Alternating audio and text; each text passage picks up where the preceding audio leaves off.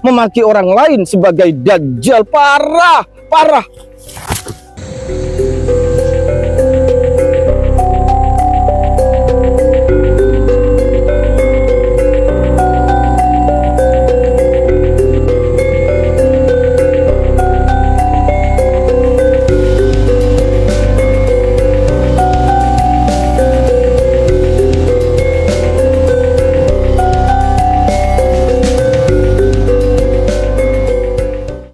Assalamualaikum warahmatullahi wabarakatuh.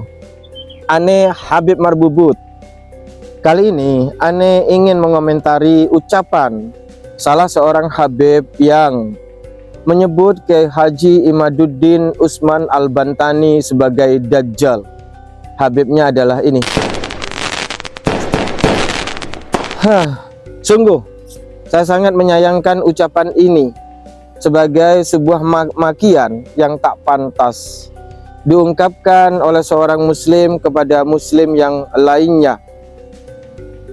Apalagi yang menyampaikan adalah seseorang yang mengaku dzurriyyatnya Nabi, yang seharusnya mengikuti akhlak Nabi, yang seharusnya menjadi contoh teladan bagi umat Nabi Muhammad, karena dia mengaku sebagai anak cucunya Nabi yang wajib mewarisi akhlak dan sifat-sifat mulia Nabi Muhammad.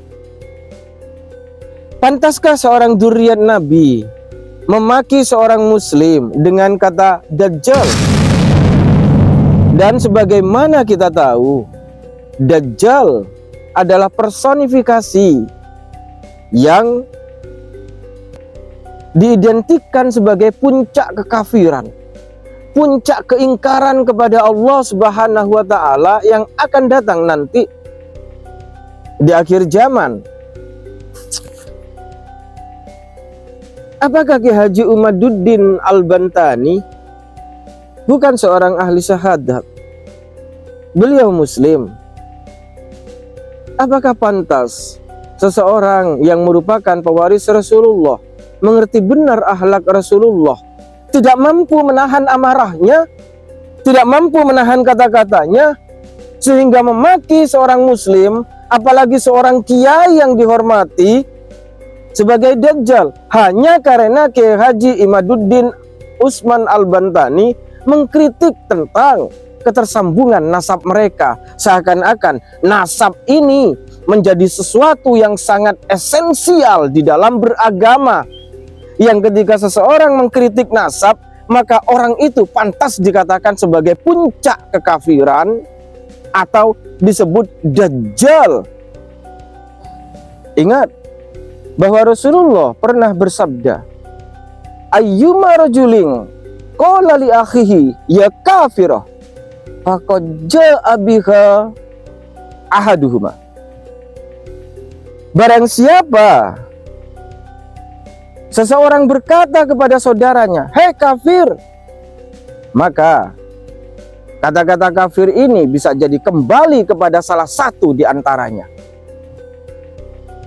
Dan ungkapan Dajjal adalah personifikasi dari puncak kekafiran. Wahai Habib, saya ingatkan, apabila ternyata kayak Imad memiliki kualitas-kualitas yang lebih baik dari Anda dalam hal ketaatan kepada Allah, dalam hal ketulusan hati, dalam hal akhlak, maka sebutan Dajjal itu bisa jadi kembali kepada ente.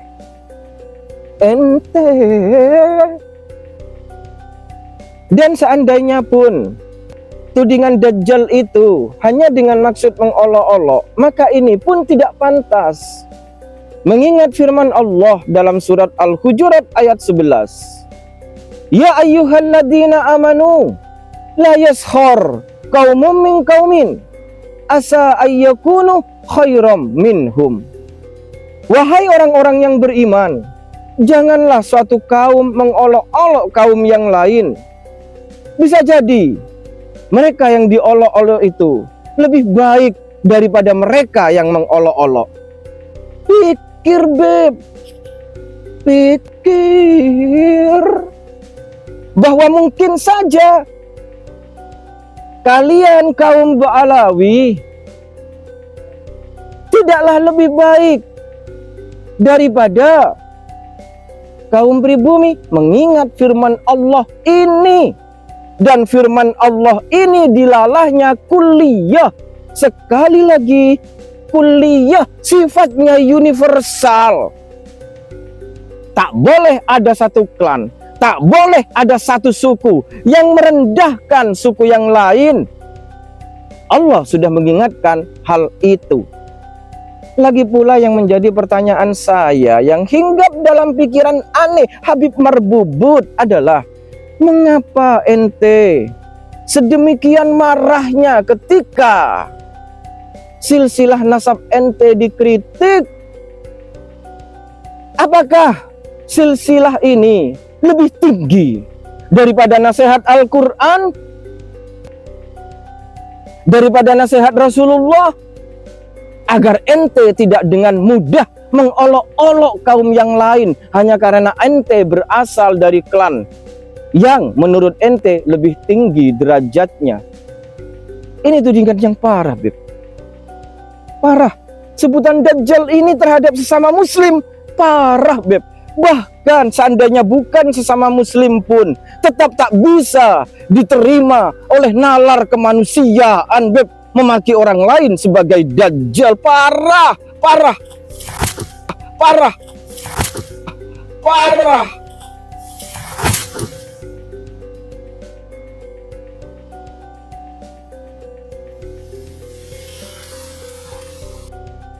Mohon agar supaya ente mempertimbangkan kembali kelak kemudian hari ketika ente mengungkapkan marah apalagi terhadap sesama muslim.